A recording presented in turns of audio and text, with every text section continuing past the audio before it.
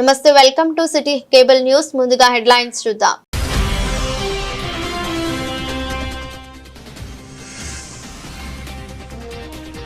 CPI party 100 ఏళ్ల వేడుకలు అలరించిన కళా నాట్య మండలి ప్రదర్శనలు.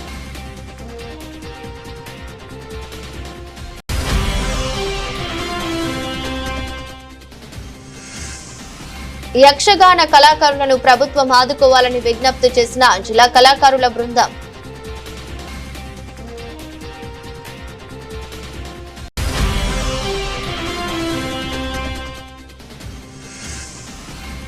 శ్రీ లక్ష్మీ వెంకటేశ్వర స్వామి ఆలయంలో సహస్ర దీపారాధన కార్యక్రమం.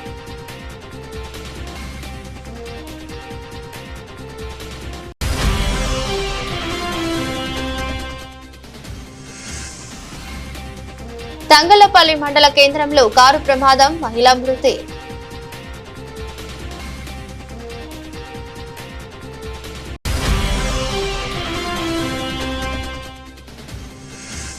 ప్రజావాణి దరఖాస్తులను త్వరితగతిన పరిష్కరించాలని అధికారులను ఆదేశించిన ఇన్ఛార్జి కలెక్టర్ గరీమా అగర్వాల్.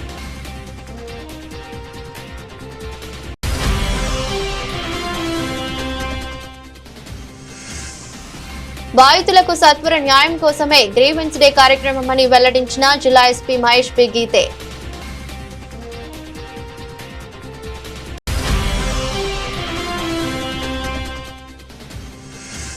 ఎర్రజెండా నీడనే పేదలకు న్యాయం జరిగిందని వెల్లడించిన మాజీ ఎమ్మెల్యే చాడా వెంకటరెడ్డి.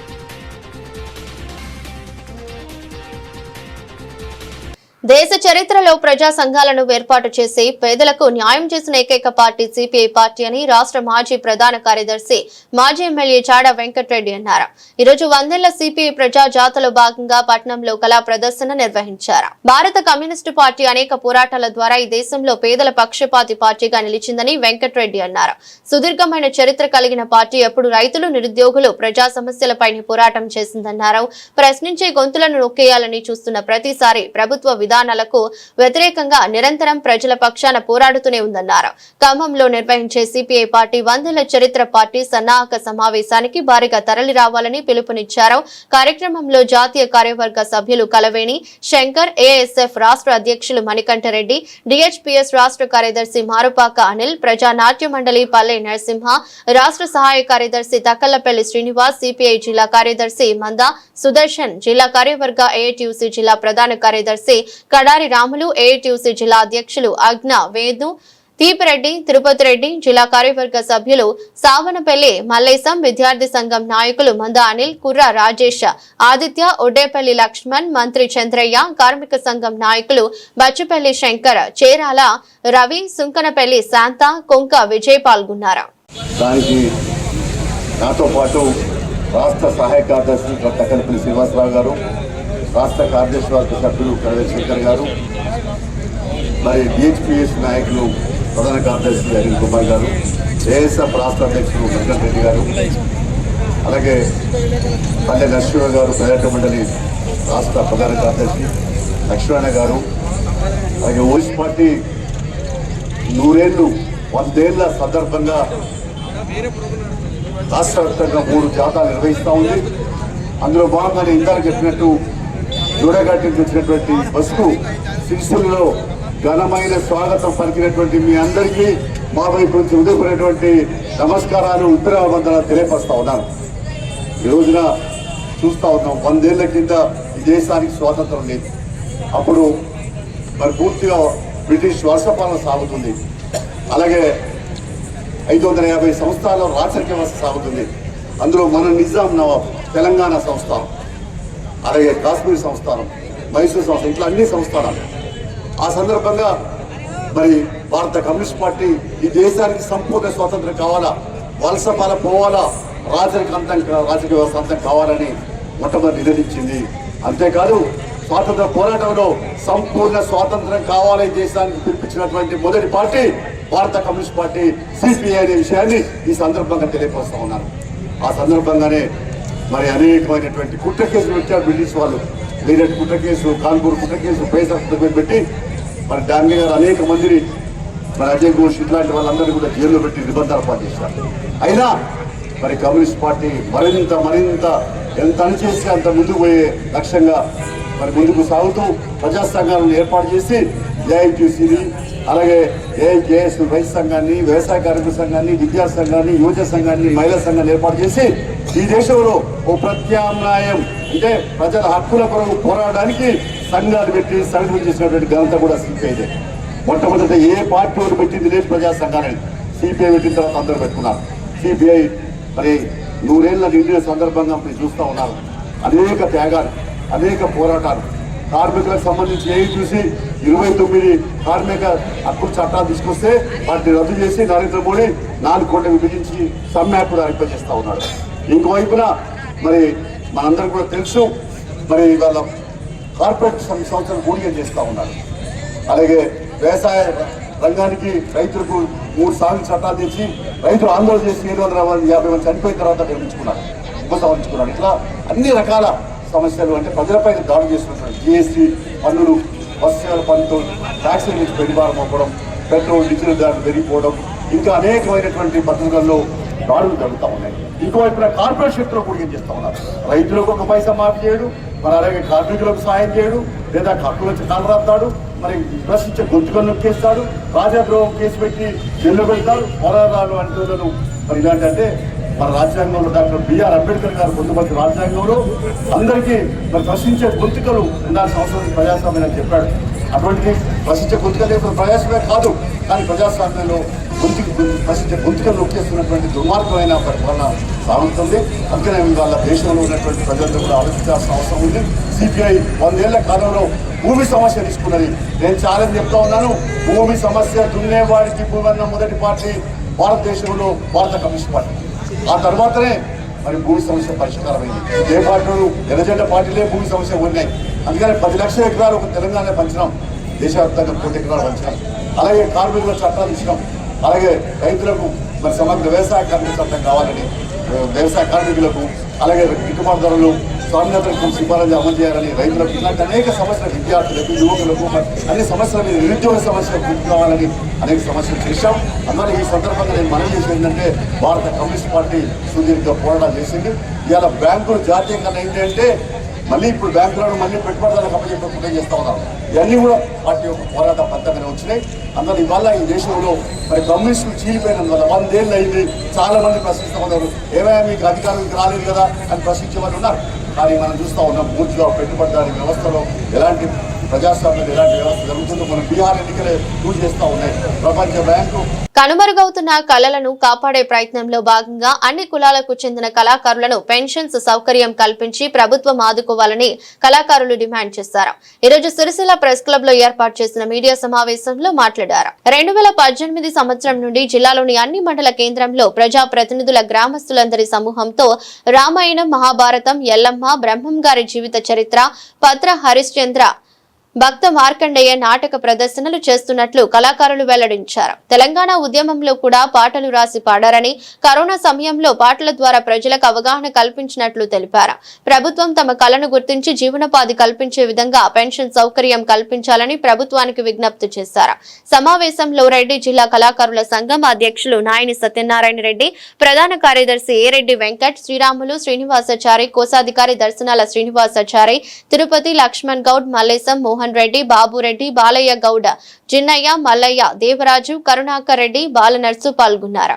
జిల్లా కళాకారులను కనుమరుగవుతున్న కళను ఈ తరానికి ఈ మన నాటకాల ద్వారా చూపించడం జరుగుతుంది.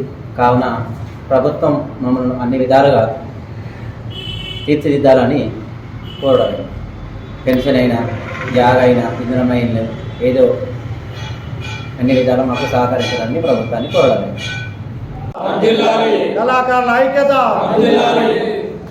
కనుమరుగవుతున్న కళలను కాపాడే ప్రయత్నంలో భాగంగా రాజన్న సిరిసిల్ల జిల్లాలో అన్ని కులాలకు సంబంధించినటువంటి కళాకారులను 2018 సంవత్సరం నుండి మన జిల్లాలో అన్ని మండలాల కేంద్రంలో ప్రజాప్రతినిధులు మరి గ్రామ పెద్దలందరి సహకారంతో రామాయణము, మహాభారతము, ఎల్లమ్మ, వీరబ్రహ్మం గారి జీవిత చరిత్ర, సత్య హరిశ్చంద్ర మరియు శివభక్త మార్కండేయ అనే నాటకాలను మేము ప్రదర్శిస్తున్నాం. తెలంగాణ ఉద్యమంలో కూడా మేము పాటలు రాసి పాడాము. కరోనా రోగంపై కూడా ప్రజలకు అవగాహన కల్పించారు. తెలంగాణ రాష్ట్ర తొలి ముఖ్యమంత్రి కేసీఆర్ బర్త్డే కూడా మా సొంత ఖర్చులతోని మేము నాటకం వేసి కూడా ఆయనకు జన్మదిన శుభాకాంక్షలు తెలిపాము. ఆ ప్రభుత్వము మా గురించి పట్టించుకోలేదు. నిజమైన కళాకారులను కూడా ఇంతవరకు ఆ ప్రభుత్వమైనా ఈ ప్రభుత్వమైనా గుర్తించడం లేదు. ఇప్పుడు వచ్చిన కాంగ్రెస్ ప్రభుత్వం కూడా కళాకారులను ఎలాంటి న్యాయం చేయడం లేదు. ఎన్నో వేదికల మీద మరి మేము పాటలు రాశాము, పాడాము, కానీ మా గోడు ఎవరు వినలేదు.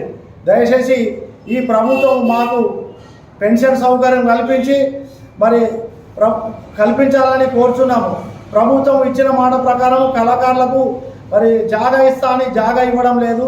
కళాకారులను గుర్తించి వారికి తగిన పారితోషికం ఇస్తామన్నటువంటి మాట చెప్పి కూడా ఈ ప్రభుత్వం కూడా ఇవ్వలేదు. మరి మేము జీవనోపాధి లేక ఇలా కళలను నమ్ముకొని మరి కనుమరుగైతున్నటువంటి కళలను బ్రతికించడంలో ముఖ్య పాత్ర పోషిస్తున్నాం. కాబట్టి ప్రభుత్వాలు ఇకనైనా మా యొక్క గోడు విని మీరు వెంటనే మాకు పెన్షన్ సౌకర్యం కల్పించాలని రాజన్న సిరిసిల్ల జిల్లా కళాకారుల సమక్షంలో మరి కోరడం జరుగుతున్నది. కళలను కనుమరుగు కాకుండా మరి నేటి తరానికి కూడా మా ప్రయత్నంలో భాగంగా మేము కళలను ప్రదర్శిస్తున్నాము. మరి ప్రభుత్వ పథకాలను కూడా మా కళారూపాల ద్వారా కూడా ప్రతి గ్రామం లోపల కూడా ప్రజలకు అవగాహన కల్పించడంలో ముఖ్య భూమిక పోషిస్తున్నాము. దయచేసి కాంగ్రెస్ ప్రభుత్వం మమ్మల్ని గుర్తించి మాకు తగిన పెన్షన్ ఇవ్వాలని కోరుతున్నాము. సిరిసిల్ల పట్టణంలోని శ్రీ లక్ష్మీ వెంకటేశ్వర స్వామి ఆలయంలో కార్తీక మాసాన్ని పురస్కరించుకుని సహస్ర దీపోత్సవ కార్యక్రమాన్ని నిర్వహించారు. భక్తులు అధిక సంఖ్యలో హాజరై దీపాలను వెలిగించి భక్తి శ్రద్ధలతో స్వామివారిని కొలిచారు. కార్తీక మాసం అత్యంత పవిత్రమైన మాసంగా భక్తులు విశ్వసిస్తారు. ఈ నెలలో సాక్షాత్తు శివకేశవులే భక్తులు కోరిన కోరికలు తీరుస్తారని నమ్మకం. అందుకే అత్యంత భక్తి శ్రద్ధలతో శివాలయాల్లో వెంకటేశ్వర స్వామి ఆలయాల్లో భక్తులు దీపారాధన చేసి కొలవడం ఆనవాయితీగా వస్తుంది.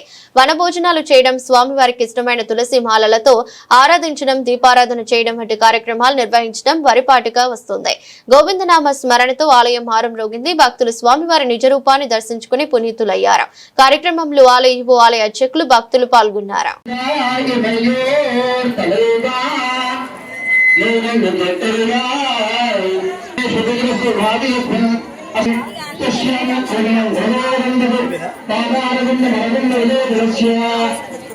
स्वस्ति श्रीभाष्यम अवधार्य श्रीभाष्यम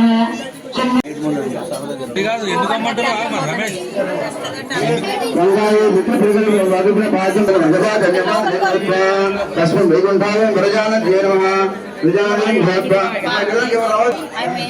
ओम ब्रह्म जगज्योति रूपाय नमः అందరూ చెప్పండి. ఇక్కడ ఆరాధన జరుగుతోంది. వస్తారు అప్పుడు కార్యక్రమం సమస్త పరివారాయ సర్వ దివ్యమాన్ ధ్యాయామి జ్ఞానదర్పే ఆవాహయామి స్థాపయామి పూజయామి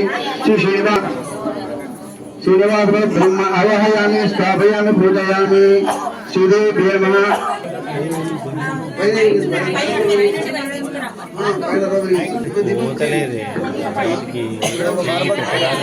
అర్ఘ్యం సమర్పయామి పాదమే పాదే ప్రవేద మమావహ ताम्मवहज्जातवेद लक्ष्मी मनपगामहे तस्यां हिरण्यं इन्दे यङ्गावश्चन्दरुडानहम् अष्टभैर्वाभये श्रीर्मादेवी दिशनां कांसो आस्मितां हिरण्यप्राकारामहाग्राजनां तां पद्मने देवं शरणमहं प्रपद्ये अलक्ष्मी तस्य बलानितरसानदन्तमायान्तरायास्य वाच्या अलक्ष्मेः उपैतमान् देवः चित्तवासा मलामये स्कन्धद्वारान्तरानरुहां नित्यपुष्टाङ्गरीष्णीं विश्वरे एवं दत्तभूतानान्तपादुहपक्वयेष्टियं मनभक्कामपाकुटुम्बादिः सत्यवधीमहि अशोनां रोदनं यशमयि श्रीश्वेतां विदः अर्धमेन प्रजाभूतावो सम्भवद्भमा श्रियं वासेन कुले मातरं पद्ममानुष्करणीं पुष्टन्दपर्णां हेममारणीं सूर्यां हिरण्मयीं लक्ष्मीं जातवेदममावह आर्द्रां निकिरणीं मुष्टिं पिङ्गलां पद्ममारणीं चन्द्रां हिरण्मयीं लक्ष्मीं जातवेदममावह ताम्मवहज्जातवेदो लक्ष्मी मनपगामने लक्ष्मी धरायै विद्महे सर्वविद्यै धीमहि तन्नो धरा प्रचोदयात् तन्नो विष्णु प्रचोदयात् ओम शान्ति शान्ति शान्तिः ओम भद्रं कर्णेभिः देवाः భద్రం పశ్యేమా రుద్రాః.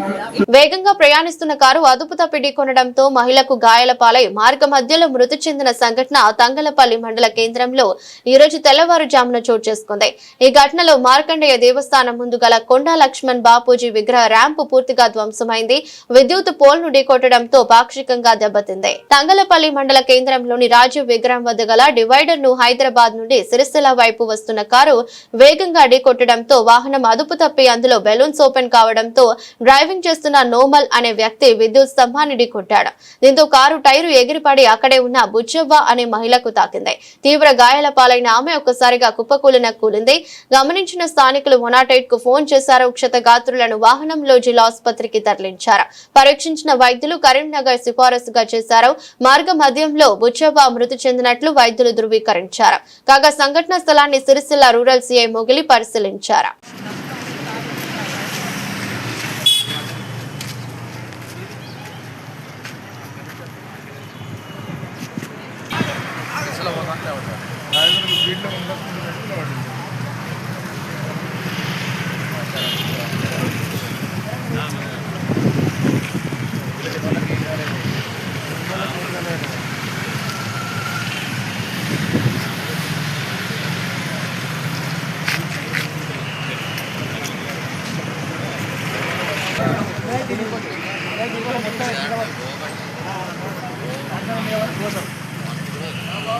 ప్రజావానికి వచ్చే అర్జీలు సకాలంలో పరిష్కరించాలని ఇన్ఛార్జి కలెక్టర్ గరిమా అగర్వాల్ ఆదేశించారు. జిల్లా సమీకృత కార్యాలయాల సముదాయంలోని ఆడిటోరియంలో ప్రజల నుంచి ఇన్ఛార్జి కలెక్టర్ ఈ రోజు దరఖాస్తులు స్వీకరించారు. మొత్తం 149 దరఖాస్తులు వచ్చినట్లు అధికారులు వెల్లడించారు. ప్రజావాణి దరఖాస్తులను త్వరితగతిన పూర్తి చేయాలని జిల్లా ఇన్ఛార్జి కలెక్టర్ అధికారులకు ఆదేశించారు. ప్రజావాణిలో రెవెన్యూ 43, హౌసింగ్ శాఖకు 35, డిఆర్డీఏకు 12, ఎస్డీసీకి 11, విద్యాశాఖ సంక్షేమాధికారికి 7 చొప్పున మున్సిపల్ కమిషనర్ సిరిసిల్ల, జిల్లా వైద్యాధికారి ఉపాధి కల్పన కార్యాలయం, జిల్లా పంచాయతీ అధికారి నీటిపారుదల శాఖకు 4 చొప్పున, జిల్లా వ్యవసాయ అధికారికి 3, లీడ్ బ్యాంక్ మేనేజర్ సెస్ కార్యాలయానికి 2 చొప్పున, డీసీఎస్ఓ మైనింగ్ శాఖ మైనార్టీ సంక్షేమ అధికారి EE PR RTC Sirisilla, MPDO Konaraopet SP కార్యాలయానికి 1 చొప్పున వినతులు వచ్చినట్లు పేర్కొన్నారు. అన్ని దరఖాస్తులు ఆన్లైన్ లో పూర్తిగా పరిష్కరించాలని, పెండింగ్ పెట్టవద్దని ఆదేశించారు. అన్ని శాఖల అధికారులు బాధ్యతలు తప్పనిసరిగా ప్రజావానికి హాజరు కావాలని స్పష్టం చేశారు. నూతన వైద్యశాలలు, అంగన్వాడీలు, పాఠశాలల భవనాలకు మిషన్ భగీరథ నీటి, విద్యుత్ కనెక్షన్ ఇవ్వాలని, ఆధార్ కార్డు తీసుకునేందుకు ఇబ్బంది పడుతున్న విద్యాలయాల విద్యార్థులకు త్వరితగతిన బర్త్ సర్టిఫికేట్ జారీ చేయాలని రెవెన్యూ, మున్సిపల్ అధికారులను ఆదేశించారు. కార్యక్రమంలో అదనపు కలెక్టర్ గడ్డం నాగేష్, సిరిసిల్ల, వేములవాడ ఆర్జీఓలు Venkateswarlu, Radhabai, DRDO Seshadri, trainee deputy collector Nikhita తదితరులు పాల్గొన్నారు. ప్రజల వద్ద నుండి ఫిర్యాదులు స్వీకరించి సమస్యల పరిష్కారమే లక్ష్యంగా బాధితులకు సత్వర న్యాయం చేయడానికి ప్రతి సోమవారం జిల్లా పోలీస్ కార్యాలయంలో గ్రీవెన్స్ డే కార్యక్రమం నిర్వహించడం జరుగుతోందని జిల్లా ఎస్పీ మహేష్ బెగ్గీతే తెలిపారు. ఈ రోజు నిర్వహించిన గ్రీవెన్స్ డే కార్యక్రమానికి జిల్లాలోని వివిధ ప్రాంతాల నుండి వచ్చిన అర్జీదారుల నుండి 28 ఫిర్యాదులు స్వీకరించి ఆయా పోలీస్ స్టేషన్ల అధికారులకు ఫోన్ చేసి బాధితుల సమస్యలను చట్టపరంగా త్వరితగతిన పరిష్కరించాలని ఆదేశించారు. ప్రజలకు పోలీస్ సేవలు మరింత చేరువ చేయడమే లక్ష్యంగా ప్రజా సమస్యలు పరిష్కరించే విధంగా కృషి చేయడం జరుగుతోందని, పోలీస్ అధికారులు, సిబ్బంది పోలీస్ స్టేషన్ కి వచ్చిన ఫిర్యాదుదారులతో మర్యాదపూర్వకంగా ప్రవర్తించి వినతులు, ఫిర్యాదులు స్వీకరించి అవసరమైతే క్షేత్రస్థాయిలో పరిశీలించి చట్ట ప్రకారం బాధితులకు న్యాయం జరిగే విధంగా చూడాలని ఎస్పీ అన్నారు. తద్వారా ఫిర్యాదుదారునికి పోలీస్ శాఖపై భరోసా, నమ్మకం కలుగుతుందన్నారు.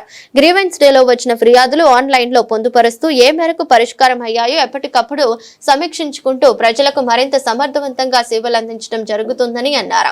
గ్రీవెన్స్ డే ద్వారా ప్రజలు నేరుగా తమ సమస్యలను అధికారుల దృష్టికి తీసుకురావడం ద్వారా సాధ్యమైనంత త్వరగా వాటిని పరిష్కరించేలా చూస్తామని ఎస్పీ తెలిపారు. 100 ఏళ్ల సిపిఐ పార్టీ చేసిన పనుల వివరించేందుకు కళాజాతా నిర్వహిస్తున్నట్లు మాజీ ఎమ్మెల్యే వెంకటరెడ్డి వెల్లడించారు.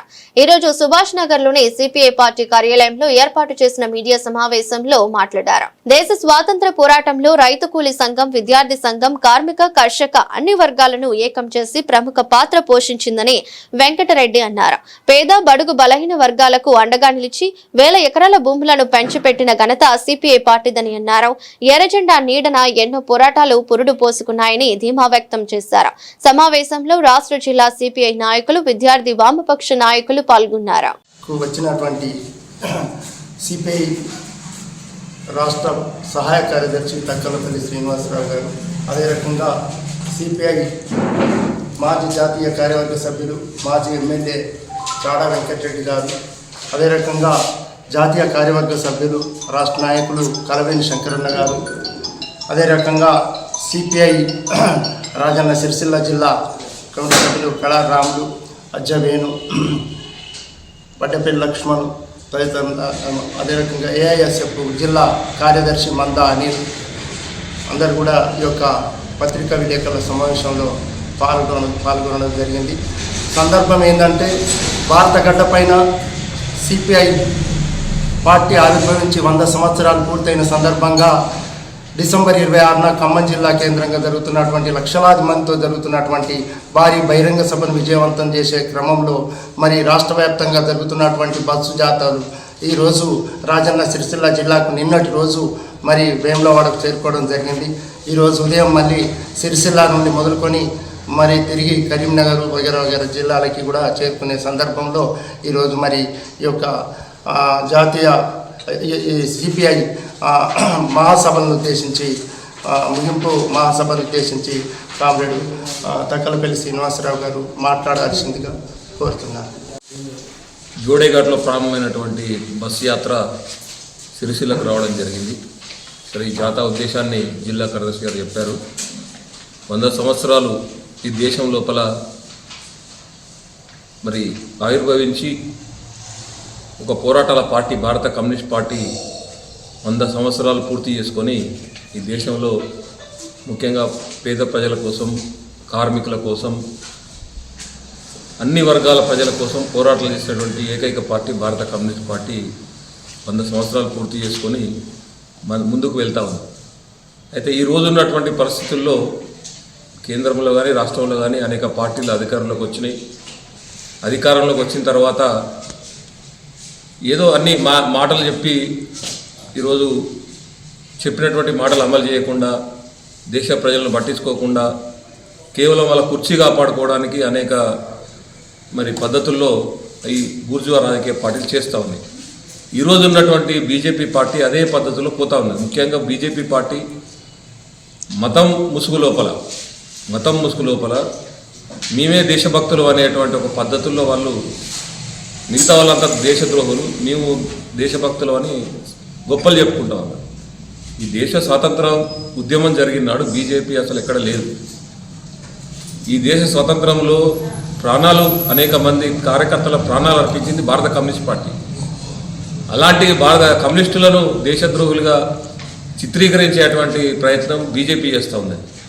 అసలు స్వాతంత్ర ఉద్యమంలో ఏమాత్రం కూడా పాత్ర లేనటువంటి బీజేపీ పార్టీ మేము దేశభక్తులు అని చెప్పుకుంటా ఉన్నాం.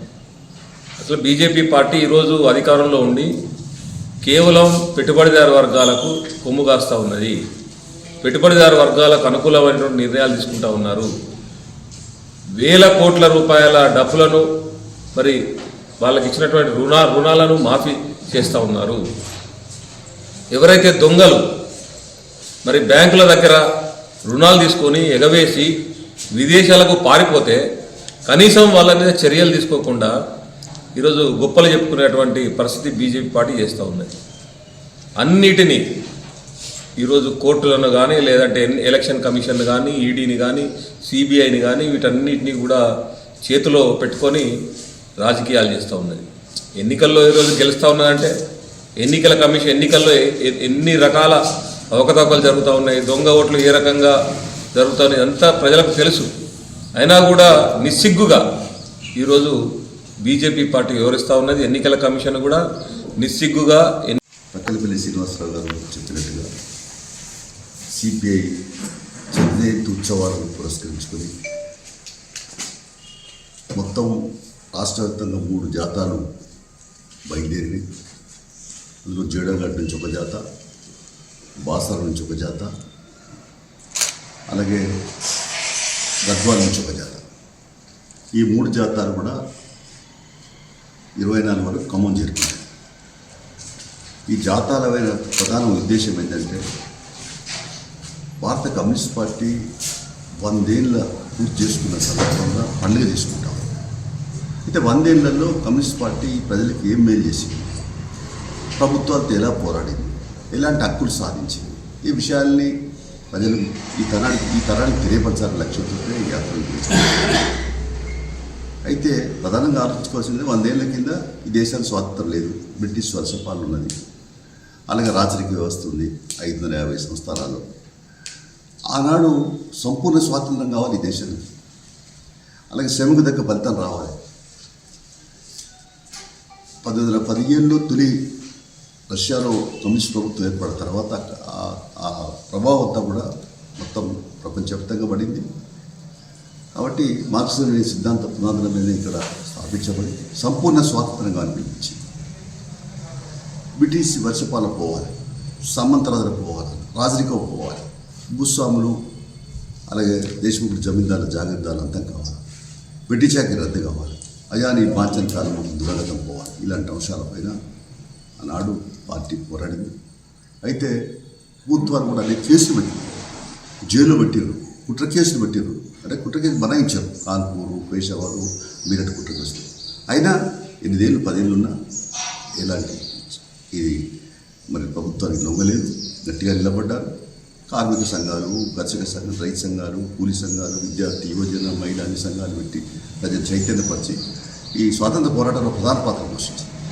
వేలాది మంది మరి కమ్యూనిస్టులు ఓటుకున్నటువంటి చరిత్ర మనకు తెలిస్తే తెలంగాణలోని నైజాం రాజకీయ వ్యవస్థ అంతానికి 4500 మంది ప్రాణాలు పోగొట్టుకున్నటువంటి చరిత్ర, 10 లక్షల ఎకరాల పూలు వచ్చే చరిత్ర, దాదాపు దేశవ్యాప్తంగా 1 కోటి ఎకరాల వరకు పూలు వచ్చే చరిత్ర మనకున్నది. అయితే ఈ మధ్యకాలంలో కమ్యూనిస్టులు చీలిపోయినందువల్ల మరి అనేక పత్రులలో ఊర్జా పెట్టుబడిదారులు ప్రజల్ని ప్రలోభాలకు పెడుతూ అరచేతుల స్వర్గం చూపిస్తూ అధికారంలోకి వస్తా ఉన్నారు. అందులో ఈ మధ్య వార్తలు ముగించే ముందు మరోసారి హెడ్లైన్స్.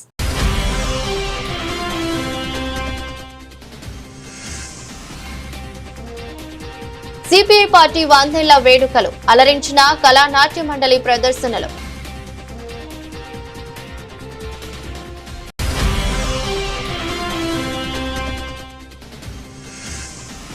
యక్షగాన కళాకారులను ప్రభుత్వం ఆదుకోవాలని విజ్ఞప్తి చేసిన జిల్లా కళాకారుల బృందం.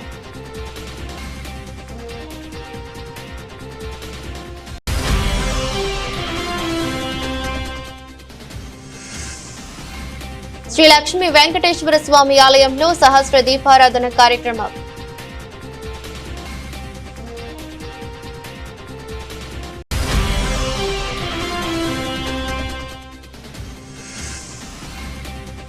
తంగళ్లపల్లి మండల కేంద్రంలో కారు ప్రమాదం, మహిళా మృతి.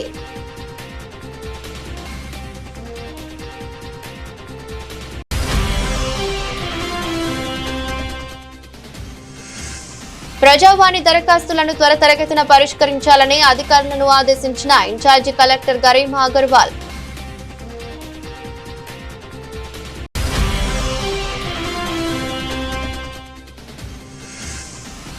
బాధితులకు సత్వర న్యాయం కోసమే గ్రీవెన్స్ డే కార్యక్రమమని వెల్లడించిన జిల్లా ఎస్పీ మహేష్ పి గీతే.